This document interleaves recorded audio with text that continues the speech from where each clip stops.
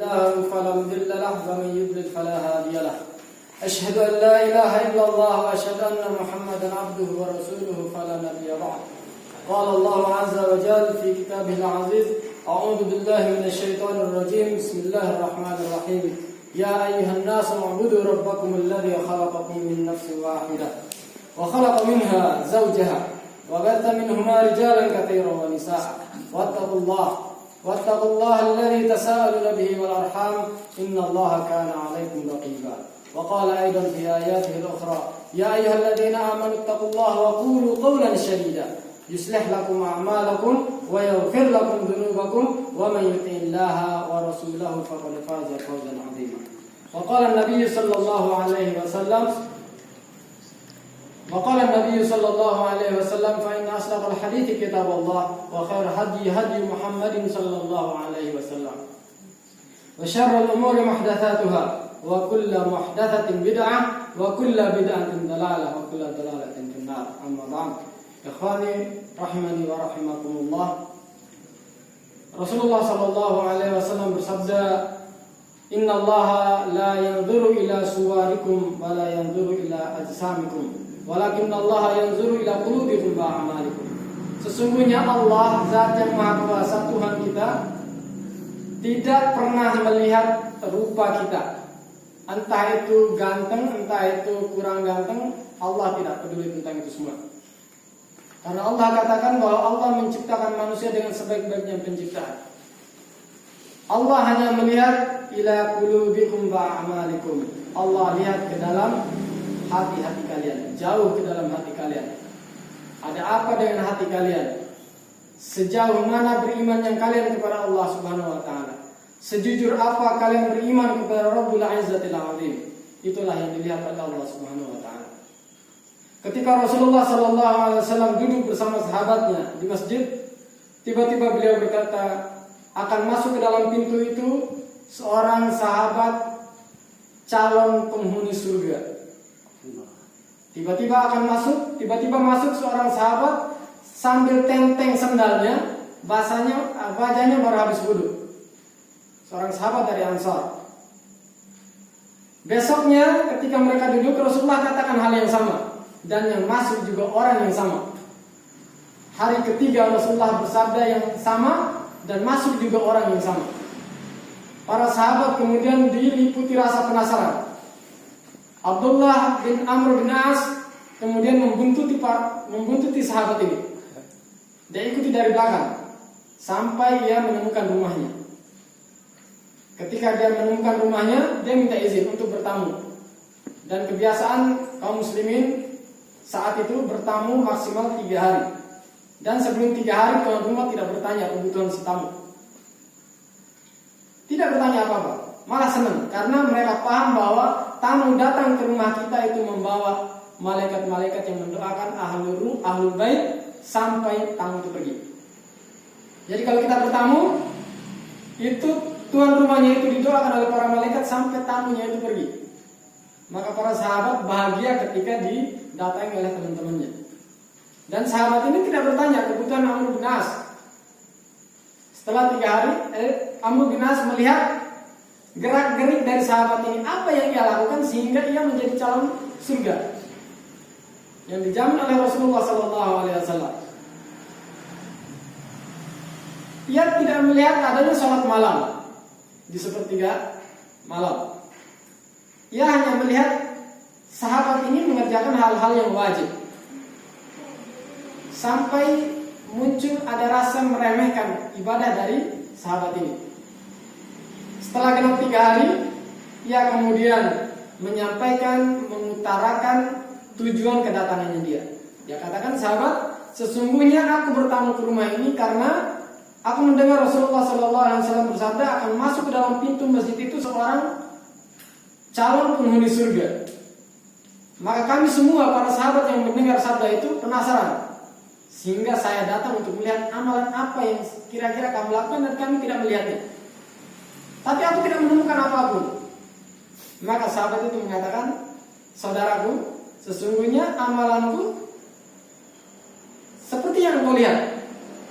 Tidak banyak amal sunnah yang aku kerjakan, Tetapi aku juga tidak meninggalkan amal-amal yang wajib.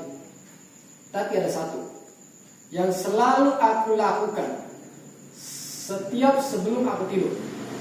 Yaitu aku lakukan sejak awal sampai hari ini. Ketika aku masuk Islam dan aku lakukan itu sampai hari ini. Amalan itu adalah ketika aku hendak tidur, aku periksa hatiku. Kira-kira hari ini aku disakiti oleh siapapun, maka aku maafkan. Kira-kira hari ini aku menyakiti seseorang, maka aku memohon ampun kepada Allah Subhanahu wa taala. Dan besoknya aku harus minta maaf. Dia periksa hatinya.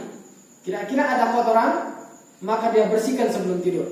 Kalau ada rasa iri terhadap orang-orang yang diberi kenikmatan oleh Allah Subhanahu wa taala, maka aku tepiskan itu. Aku hilangkan rasa iri itu. Aku hilangkan rasa cemburuku ketika aku melihat seseorang diberi kenikmatan oleh Allah Subhanahu wa taala. Dan aku mencoba untuk menerima apapun yang Allah berikan kepada saya. Itu yang selalu aku lakukan. Allah katakan bahwa Allah hanya melihat hati-hati kalian. Perang Hunain itu adalah salah satu perang dengan jumlah kaum muslimin terbanyak dalam sejarah.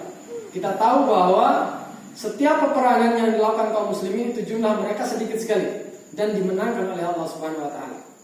Ketika Fathu Mekah, kemudian perang Hunain ini berkecamuk, jumlah kaum muslimin saat itu 12.000 pasukan.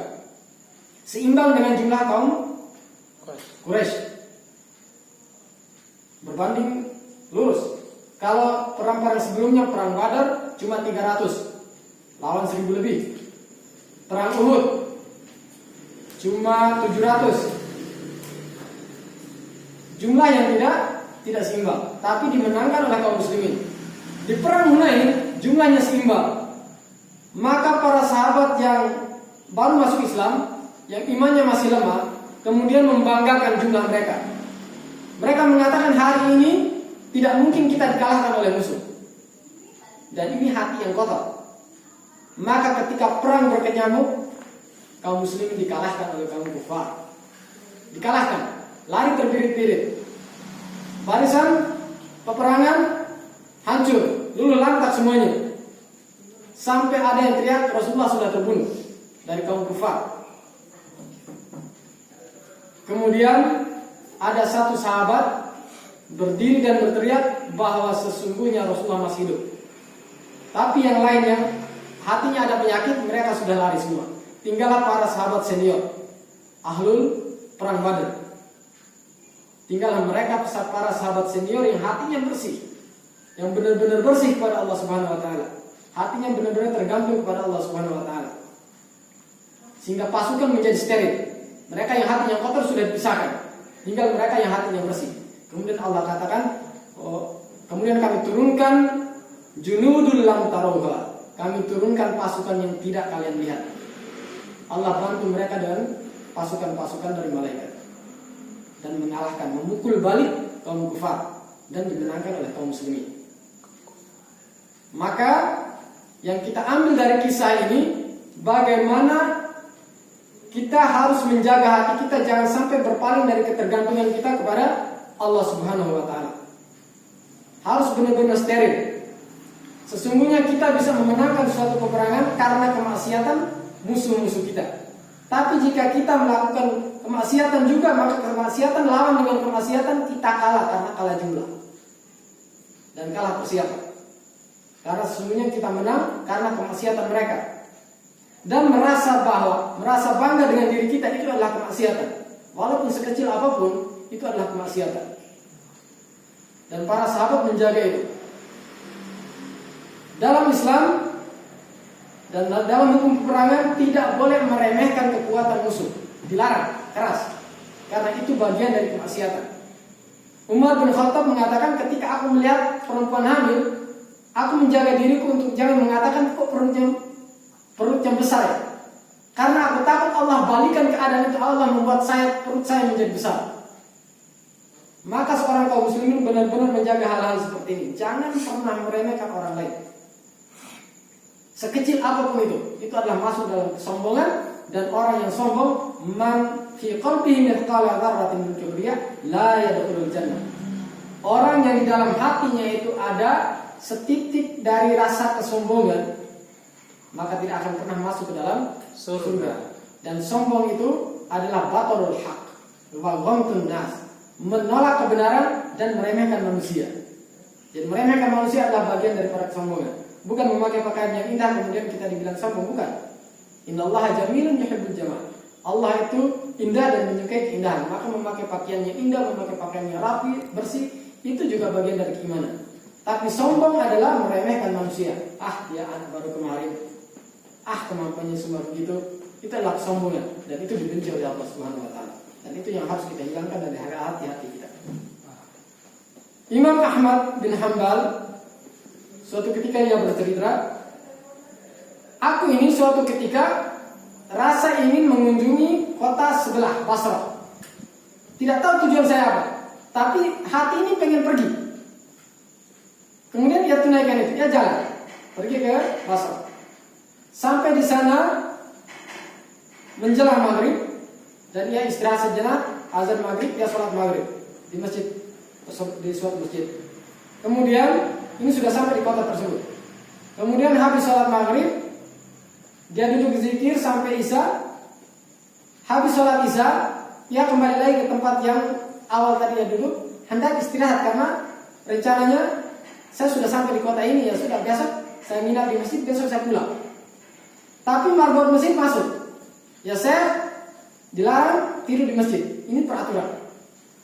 Dengan saya ini musafir.